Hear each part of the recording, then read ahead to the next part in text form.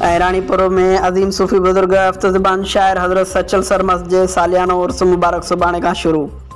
ज़िले अंदर डीसी खैरपुर पारां 14 रमज़ान मुबारक ते आम मोकल जो ऐलान। 13 रमज़ान ते गैर सरकारी तकरीबन जो आगाज़ दरगाह जे गादी नशीन जो भाउ कंदो। उर्स जा इंतज़ाम मुकमिल आहिनि। 14 रमज़ान ते वॾो वज़ीर दरगाह शरीफ़ पहुची उर्स जे तकरीबन जो इफ्तिताह कंदो।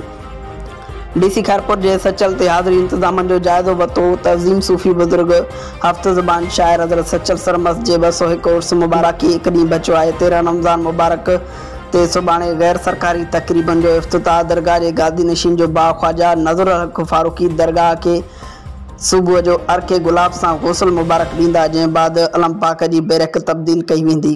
उन बाद असर जी नमाज़ वक़्तु इश्क मुबारक जी तकरीब मुनक़द कई वेंदी, जंहिंमें सचल साईं जो लिबास पहिरें हवेली खां सचल जे अहाते में अची वेंदो, जिते सूफ़ी राग जी महफ़िल थींदी ऐं उते ई रोज़ो खोलींदो ऐं मुरीद अक़ीदतमंदनि खे दीदार कराईंदो।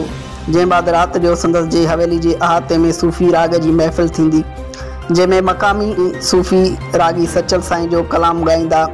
जॾहिं त सरकारी तकरीबूं 14 रमज़ान मुबारक खां दरगाह शरीफ़ में शुरू थींदियूं।